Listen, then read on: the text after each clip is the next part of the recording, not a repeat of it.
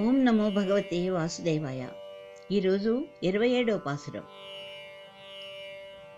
ఈ పాసురాన్ని కూడారై పాసురం అని కూడా అంటారు. ఈ పాసురం చాలా అద్భుతమైంది. స్వామి గోపికలతో తను స్వామిని అని అనుకోకుండా వారితో ఎలా కలిసిపోయారో తెలుస్తుంది. అయినా ఏ పాసురానికి ఆపోసరమే మణిపూస కదండి. తిరుప్పావైతే పెద్ద మణిపూస. ఏదైనా వాటి గురించి వివరంగా తెలుసుకుంటేనే కదా దాని గొప్పదనం మనకి తెలిసేది. తిరుప్పావై ఒక పెద్ద ప్రబంధం. పైకి ఏదో గోపికలు కృష్ణుడు అని ఏదో అనుకుంటాం, కానీ తిరుప్పావైలో ఎంతో విలువైన విషయాలు తెలుస్తున్నాయి. క్రిందటి పాసురంలో స్వామి యొక్క ఆశ్రిత వ్యామోహాన్ని కీర్తించి వ్రతమును చేయటానికి కావలసిన పరికరాలన్నిటినీ అర్థించారు గోపికలు.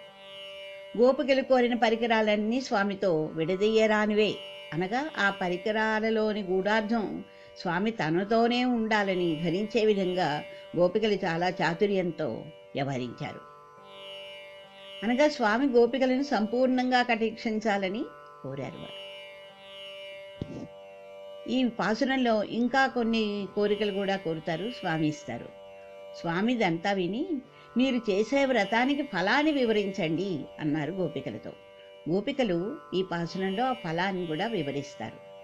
తరువాత ఈ పాసురంలో మొట్టమొదటిసారి స్వామిని గోవిందా అని సంబోధించారండి. గోవిందా అనగానే గో అంటే అర్థం గోవులను, వింద అంటే కాపాడేవాడు అని ఒక అర్థం. చూడండి, మనం తిరుమల కొండపైకి వెళ్ళినప్పుడు ఆ గోవింద నామస్మరణ వింటుంటే ఎంత ఆనందంగా ఉంటుంది. తెలియకుండా మనమే గోవింద గోవింద గోవింద అని అంటూనే ఉంటాము. అన్నమయ్య తన కీర్తనలో ఇలా చెప్తున్నాడండి. గోవింద గోవింద గోవింద గోవింద గోవింద గోవింద గోవింద గోవింద గోవింద గోవిందయని కొలువరే, గోవిందాయని కొలువరే. శ్రీనివాస గోవింద, వెంకటరమణ గోవింద గోవింద, హరి గోవింద, గోకుల నందన గోవింద. చూడండి ఎంత బాగా ఆయన రచించారు. అలా పాడుకుంటున్న కొద్దీ పాడుకోవాలనే అనిపిస్తుంది ఆ గోవింద నామంతో. అయితే కొంతమంది ఏం చేస్తారంటే ఈ గోవింద అనే పదాన్ని వెటకారంగా ఉపయోగిస్తారు. పాపం వాళ్ళకి తెలియక. ఏమంటే ఏమైనా డబ్బులు పోగొట్టుకున్నారనుకోండి, లేకపోతే ఏదైనా పరీక్ష పోయినా, లేకపోతే ఎవరికైనా పైసలు ఇచ్చినా ఇవ్వని వాళ్ళు ఇస్తే, సరే నీ పని గోవింద, ఇంకా నీకు వచ్చినట్టే అని చెప్పంటారు. అది చాలా మహాపాపం. ఎంత మహాపాపం అంటే వారు గోవింద అనే పదానికి అర్థం తెలియక వాడుతున్నారనమాట. మహాపాపం. అలా ఎవరు ఉపయోగించకూడదు. తర్వాత ఈ పాసురాన్ని కూడారై పాసురం అని అంటున్నాం కదా. ఈ కూడారై ఏమిటి, పాయసం ఏంటి అంటే స్వామివారిని అడుగుతున్నారనమాట వాళ్ళు. కూడారై పాయసం అంటే అసలు అది ఎలా తయారు చేస్తారో కూడా చెప్తున్నారు. చిక్కడి పాలలో బియ్యాన్ని ఉడికించాలండి.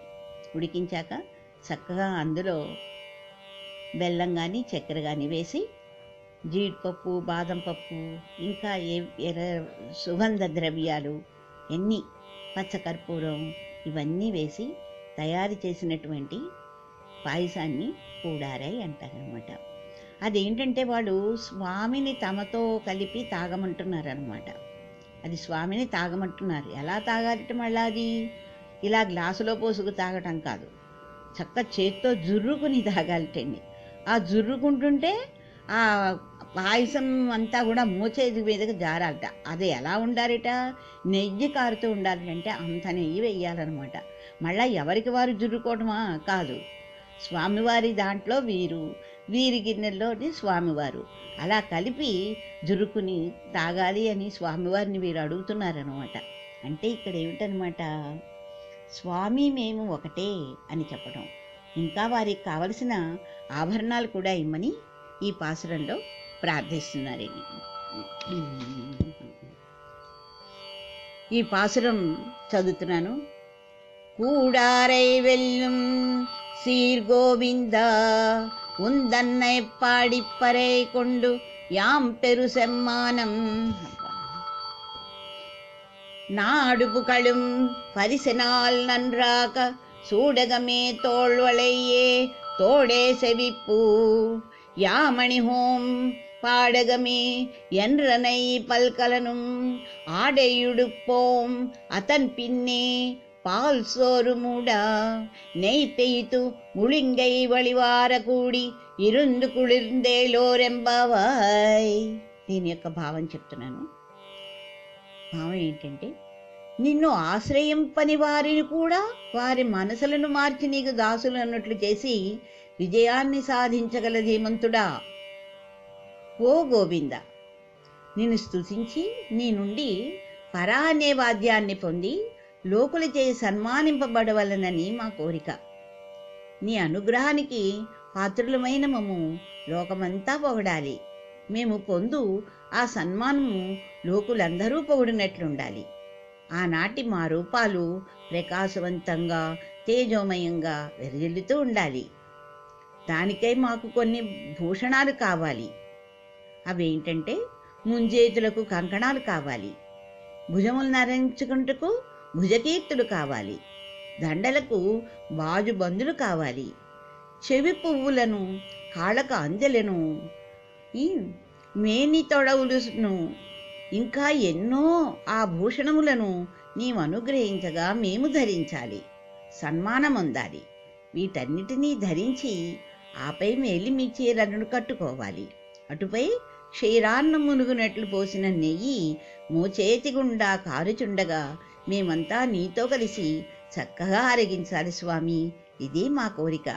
ఇట్లయినా మా వ్రతము మంగళప్రదమైనట్లే అని చెప్పి వివరిస్తున్నారు గోపికలు ఆండాళ్ళు కలిపి.